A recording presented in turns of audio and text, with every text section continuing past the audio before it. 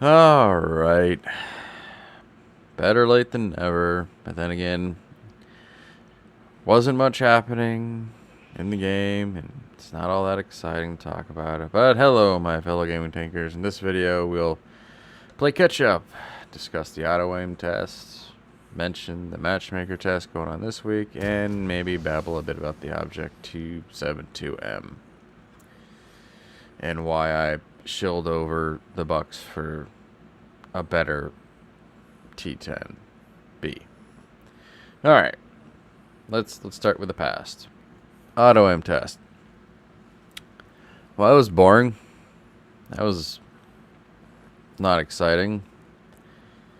If you listen to the streams that I stream on Twitch every Monday and sporadically other days a week, hey, if you're interested in me streaming on YouTube, put in YT on in the chat or comment with YT. Someday I'll have the technology to actually stream on both platforms, but you know, 2 cans in a string, that's what I got, and that's what I'm working with. So, auto aim test. I see where people are coming from. I also see where some people may be overdependent. I also see where some people with disabilities may have felt really held back. Did it prolong the match? Apparently it did, though a minuscule amount. Although if one little bit here and then some other changes are put in by Wargaming Chicago, then yeah, alright. We might see a few more minutes added on to matches, but that's more of like a lot of things happening as opposed to, you know, one all-consuming solution. So the auto aim, I got to miss out on yelling suppression fire when I missed, but at least I was taking a shot, you know, suppression fire, giving away my position in hopes that the enemy will back off at a distance. And I don't really see it being as necessary as some players do. And the whole reason they did because for a long time, especially in Cold War, but even in World War II, especially, God, I loved being in a slow heavy, on the move, at distance. Yeah, as long as the enemy was not moving, you had a good chance, especially when you had the upgraded boom snout. Put on stabs, stabilizer. Yeah, it was pretty sweet in certain Churchill situations. Just be like, boom, hit, boom, hit, boom, hit. Dang. Can't do that with every tank. So that was fun. That was fun times. Era 3 is kind of like it did speed up the inevitable. That was a really fast match. So, personally, with the accuracy changes that could be coming, they have talked about, not actually in the game, I think we should have more of a speed accuracy nerf. Give me a second. Essentially, if you're going 20 miles or slower, 20 kilometers per hour slower, your accuracy will be almost as good as standstill, but not quite. Once you go over 20 kilometers per hour, okay, really big bloom. Forgive me, haven't talked in a while. So, that's my solution on that, but that's just one of the many accuracy nerfs. In all honesty, you want to prolong the matches, especially when talking about certain autocannon capable tanks. I think we might need to talk about reducing damage. That's controversial. Reducing damage, but yeah, that's my auto aim. Thoughts? Boring. I see where some people come from, and for those with disabilities, keep up the fight, man. We are all getting older, and damn, I think it's time for the actual designers behind controllers and stuff to really, maybe we need to start haranguing them about designing more controllers other than just one of those for all of us that are still able to use all 5 of our fingers. Well, 4 fingers and whatever the thumb is, depending on if you're going to be that anal about it. The matchmaker, Yay, +1, -1. Finally. I guess not only do we have enough players to warrant this, but also there's so many tanks. Over what, 500 or so in World War II? It's like, yes, so much tank variety. Damn. If they institute +1, -1 on a more permanent basis, I might go back to World War II on a more regular basis, because it is a bitch to be stock in a tier 6. Or I always, when you're bottom tier, especially when it's below tier 8, yeah, it's that +2. It hurt with some of the premium tanks, and then of course a fully upgraded tank is just, it could hurt, and then you're being pinged and shot at by the heavy tank you're falling behind, because like you're supposed to be a medium tank, kind of being up front and doing some spotting and trying to track. Like, no. You are the big wall of steel that's gonna protect my little tiny Patuski from everything. Okay? Alright? So no, I'm not gonna spot. I'm gonna stay back here. We will find the enemy. I will then try to shoot the tracks and damage, because that's probably all I'm gonna be able to do. Maybe. I don't know, maybe the lower play, if they expose enough, I'll be able to do something. But no, I'm gonna track. You're gonna go make a really big boom, and we're gonna say we use teamwork. And then, of course, if you're in a light tank, you're going to be like, well, I'll eventually catch up to some of my teammates. Yeah. Oh, my God. Some light tanks and their stock engines. Ugh. How can you supposed to detect anything when you can barely keep up with some of the tanks? Damn. Yeah, so Matchmaker. Bring it on. Glad to see they've actually finally gotten to a point where they can do a test. Maybe they've always been able to do this, but certain minds didn't think it was warranted. Funny what happens when certain people leave and other people get promoted to new positions. So, on to the Object 272M, the experimental T10B. And by experimental, that it basically just has 2 ATGMs on it. And I know it's got a few other little perks and boosts, but the reason I went with it is because the T72M, Object 272M, whoa.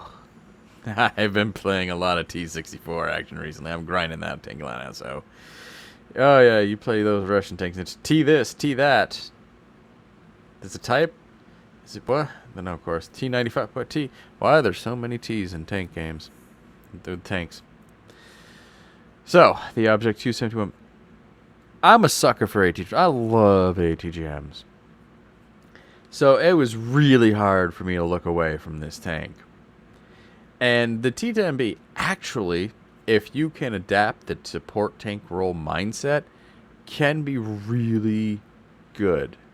You have 122 millimeter booms out with good alpha, over 401 millimeters penetration, over 500 alpha damage.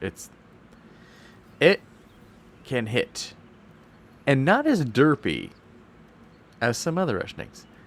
It's accurate. It will derp. Don't get me wrong. You're a force support tank because you will hit a lot of tracks, but you're not so likely to be shooting off to the mountains behind the tank you're aiming at. Not hitting the soft part of the armor, and yeah, bouncing, but yeah. So with that mindset, I was like, okay, so I have the ability to kind of stand out, because the T10B, you want to stay with some teammates, bring up maybe the rear a little bit. Don't drive behind your teammate. All right. You want to be like to the left flank, to the right, flanking them, you know. So that way, hopefully, your teammate will get there first. They will be targeted by the enemy. They will also get a chance to do some damage to that enemy. You can go in the tracking damage, hopefully have some overpenetration, and really get into the soft belly of those tanks, and do some good damage while tracking. That's kind of the support tank mindset. You want to go for tracks, alright? Tracking damage and other module damage is your support tank role. Lock them down in place, and then hit them hard. Now, with the Object 272M, kind of like the WZ-122. What other? There's the WZ-122 that came to mind first when I saw it. You can switch from the main 122 millimeter boom snout, go to ATGM. You can sort of work out a rhythm, especially once you get used to the reload times. But you can sort of have a good 4-shot in a row of hard-hitting power. Okay. Yes, you have the same ATGMs on as the BMP-1, and they're slow. That's where you sort of have to find that right medium distance. Again, you can snipe.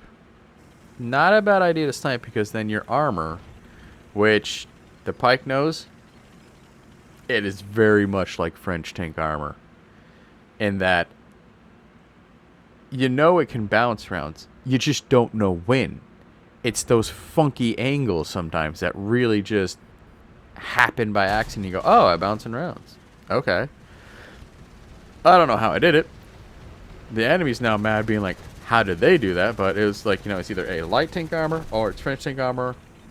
I don't know, it's object, some Russian armor. It's like, it's that inconsistent armor. You go, all right, I am surprised that worked, but it did. So having a relatively, for a Soviet style tank, accurate fire with the main boom snout is lovely. You can snipe. You have a good reload speed, so you can do some good support. Again, tracking, keeping tracks in place. Track them, slam the living crap out of them ATGM, get back to your main cannon. Either you've maybe repositioned, or you're just like, all right, I don't have time to track again. Do some more damage. Hit him again with ATGM, or maybe back off. It depends. But if you're in that support tank role, you can space it out to where, bam, you lock them down. Enemy, your teammates, they do the first damage. You get that first load in. Then you can either just hold for a second, let another teammate whittle that third shot in, get the enemy down to three-quarters of health. You can have a good chance of getting the kill shot, and that's nice. You can definitely rack up the kills, 4 or 5 more kills, depending on how things goes. But yes, what you start sometimes you can also finish. Meanwhile, you're also acting as someone who can be trusted to actually stick with you, and you're going slow enough to where, yeah, you're not outrunning anyone. You will be bringing up the rear in most cases. So have fun with all the M60s, because you'll be hanging around them a lot. And that's why I went with the Oddjob 272M. Although, I did notice, has anyone else noticed, that a lot of the new premiums that aren't so much crew trainers or good for XP, yeah, remember the days of 65% silver silver boost, stop, rewind. 65% silver boost is no longer really being put on the premiums. It's now like 60 or 55%. Yeah, it's an interesting nerf that's finally been put in. Certain tanks that came out in the first to a good portion of the second year of Cold War probably could have used that and been maybe a little less incentive to play them. Looking at you, FE4211. But you can make silver if you have a modicum of patience and you don't want to rush off. You can follow your team. You're a support tank. Follow your team, and you will do well.